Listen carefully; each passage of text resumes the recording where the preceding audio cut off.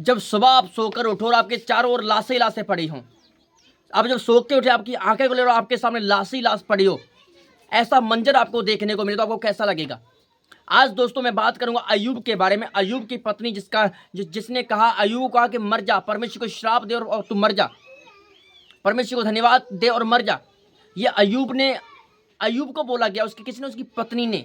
ऐसा क्यों कहा कि अय्यूब का परिवार, उसके हमारी मिनिस्ट्री का नाम है प्रोफेटिक मिनिस्ट्री। अगर कोई हमारी मिनिस्ट्री के अंदर दान दशमांश ऑफरिंग परमेश्वर के कामों के लिए भेजना चाहे तो भेज सकता है। आप जो स्क्रीन के ऊपर जो नंबर आपके सामने चल रहे हैं, आप ये फोन पे जो नंबर देख रहे हैं, गूगल पे आप हमारी मिनिस्ट्री के अंदर हेल्प कर सकते हैं। फोन पे पेटीएम कार्ड पर, इन तीनों नंबर, तीनों चीजों पर आप हमारी मिनिस्ट्री में हेल्प कर सकते हैं। और आप नीचे जो बैंक अकाउंट नंबर देख रहे हैं, आप उससे भी आप हमारी मिनिस्ट्री में परमेश्वर के कामों के लिए हेल्प कर सकते हैं। और ऊपर जो आप हमारा कॉन्टैक्ट नंबर, मोबाइल नंबर देख रहे हैं, उससे भी आप हमारी मिनिस्ट्री के अंदर परमेश्वर के कामों के लिए ऑफरिंग दान दशमांश भेज सकते हैं। और दोस्तों, जो आप देख रहे हैं स्क्रीन के ऊपर आपके सामने क्यूआर कोड लगा हुआ है, क्यूआर कोड के ऊपर भी जब आप स्कैन करेंगे तो आपके सामने वो इंटरफेस खुल जाएगा। तो आप उसके द्वारा भी आप हमारे परमेश्वर के कामों के लिए, परमेश्वर के भवन के लिए आप परमेश्वर के कामों के लिए भेज सकते हैं। लोग बड़ी बड़ी चर्चों के अंदर, मिनिस्ट्रियों के अंदर तो बहुत दान देते हैं।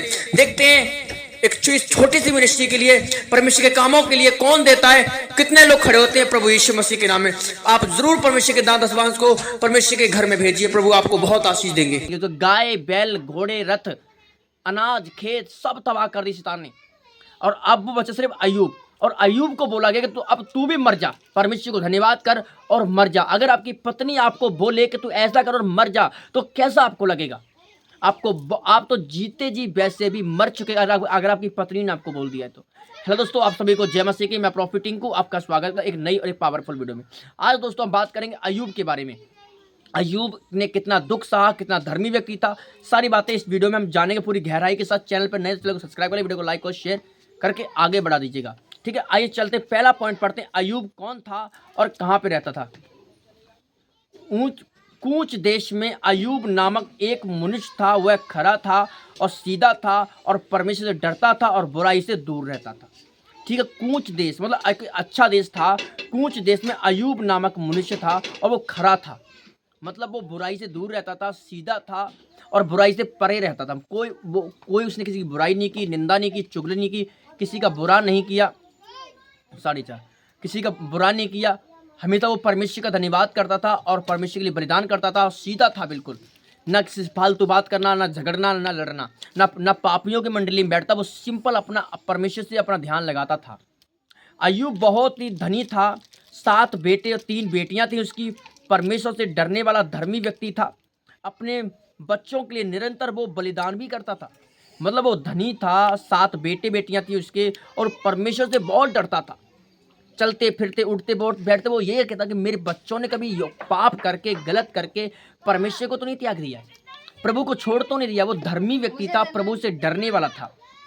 वो निरंतर अपने बच्चों के लिए बलिदान किया करता था। भेड़ बकरियों का बलिदान वो बलिदान किया करता था।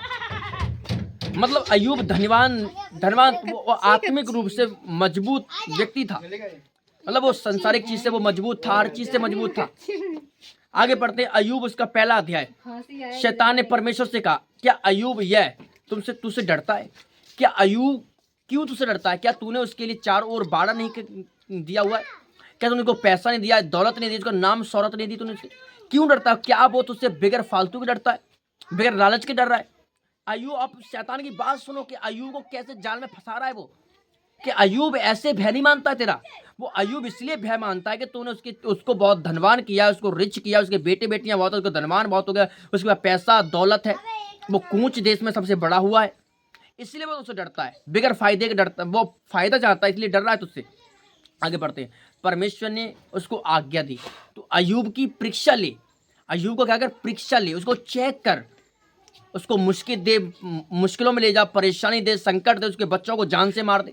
आपको कैसा लगेगा जब आपके फैमिली में ऐसा हो रहा हो, घर के अंदर ऐसा हो, आपके 7 बच्चे और 7 को जान से मार दी जाए, तो कैसा आपको लगेगा? और आपके खेत, गाय बैल सब तबाह कर, एक ही दिन में आपको 12 बैड न्यूज मिले, तो इंसान तो वैसे जीते जी मर जाता है। अय्यूब के साथ ऐसा हुआ, पर अय्यूब ने प्रभु को छोड़ा नहीं था, उसने धन्यवाद करता रहा परमेश्वर। सुनिए आगे, लेकिन अय्यूब ने जान लिया कि नियुक्त नहीं है। फिर लिखा आगे, उसकी संपत्ति नष्ट हो गई। पहला पॉइंट, संपत्ति नष्ट हुई। उसके 7 बेटे बेटियां मार दिए गए। उसके 7 बेटे बेटे 4 बेटे थे, 3 बेटियां थी, वो भी जान से मार दिए गई। उसके बाद उसके शरीर में कीड़े पड़ गए। उसके शरीर में कीड़े पड़ गए।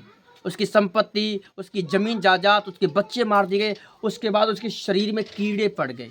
उसके शरीर को कीड़े लग गए और उसका जिस्म नोच नोच कर कीड़े खा रहे हैं।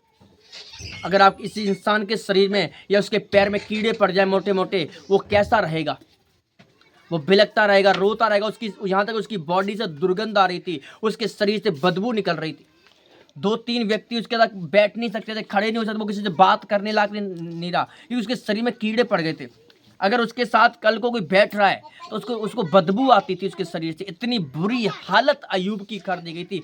पर एक चीज याद रखना, उसने हिम्मत नहीं हारा था, उसने विश्वास नहीं छोड़ा था परमेश्वर से अपना। उतर जा।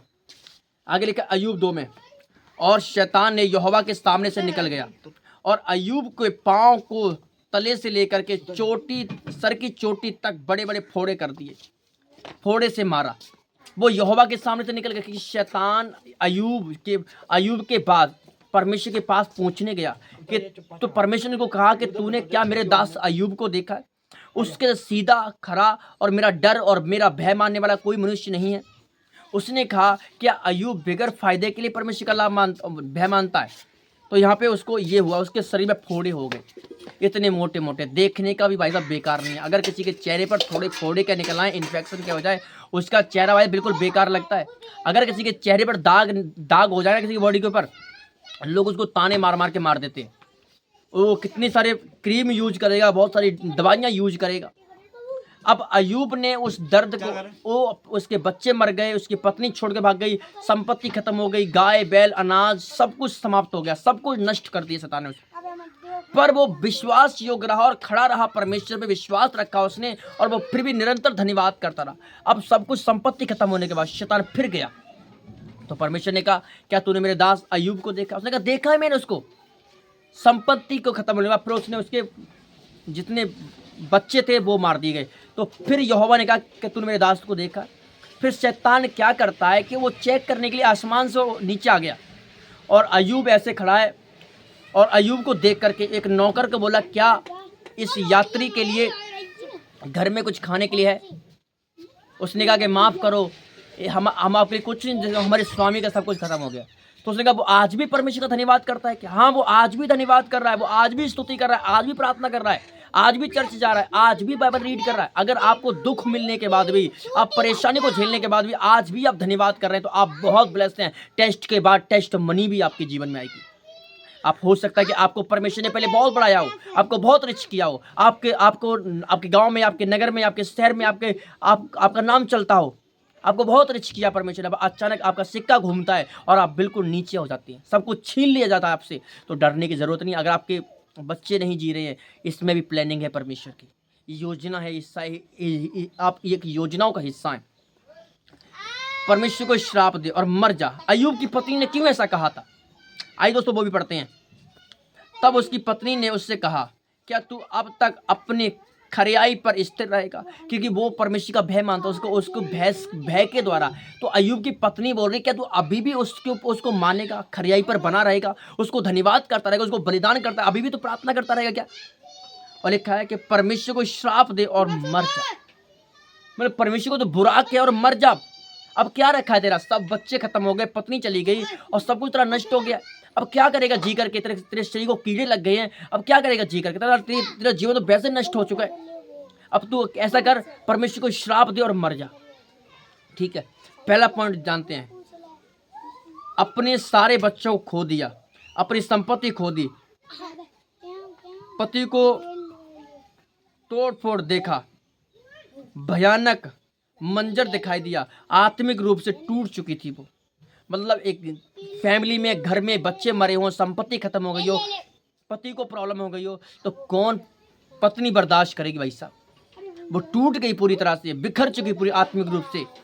पर मैं आपको बताना चाहता हूँ अय्यूब टूटा नहीं था। आपको अय्यूब की प्रेयर, अय्यूब की बातें एक मिसाल को दर्शाती। दोस्तों, हमें ऐसा बनना है अय्यूब के समान। इस पीड़ा से बहुत सारे मर गया वो।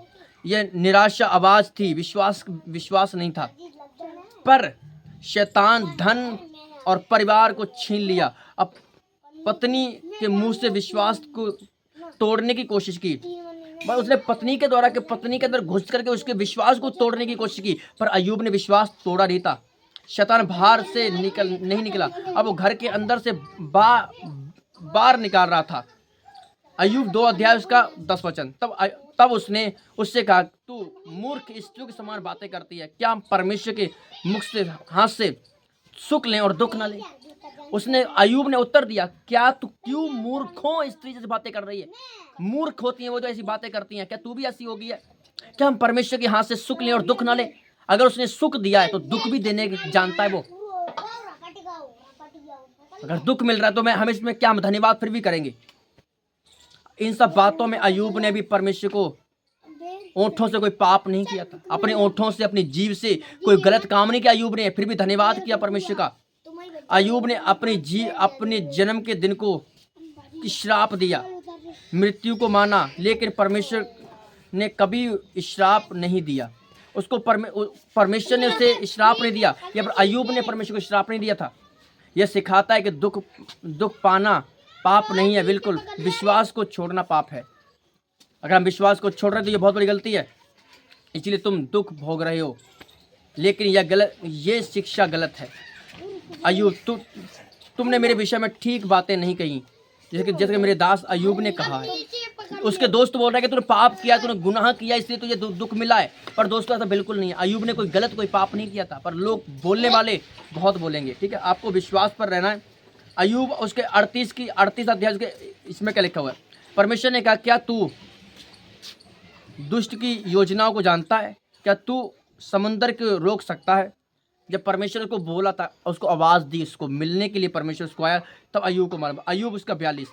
मैंने कोने के सिरे से सुषमा सुनाया था, अब मेरी आंखें तुझे देखती हैं, इसलिए मैं अपने आप को घृणित करता हूँ और धूल और राख पे बैठ के पश्चाताप करूँगा। मैं जानता हूँ मैंने गलत कहा परमेश्वर, मैं अपनी बातों का पश्चाताप करता हूँ, अब तू मेरे गुनाहों को माफ़ कर। अय्यूब 42 से उसके 10 आए। यहोवा ने अय्यूब की दशा को बदल दिया और जो कुछ अय्यूब के पास था उसे दुगना कर दिया। मतलब जो उसको लिया गया था उसे दुगना परमेश्वर को मल्टीप्लाई करके दे दिया। आज आपके जीवन में दुख है तो आप याद रखना, आप आने वाले समय में मल्टीप्लाई होने के लिए जा रहे हैं। यीशु मसीह के नाम में परमेश्वर आपको बहुत देगा और आपको दीर्घायु से तृप्त करेगा और आपको आशीषित करेगा और आपको रोने और चिल्लाने नहीं देगा। आप बस भरोसा रखें परमेश्वर पर। आने वाले समय में वो आपको बहुत ब्लेस करेगा। यीशु मसीह, तुमने अय्यूब को धीरज को जाना है तो उसका अंत तक देखे रहो। उसके चाल चलना देखा उसको कैसे चाल चली थी। आप भी विश्वास योग्य रहें, वो आपको ब्लेस करेगा। प्रभु यीशु मसीह के जीवित नाम में मैं आपको ब्लेस करता हूँ और आशीष देता हूँ। आमीन।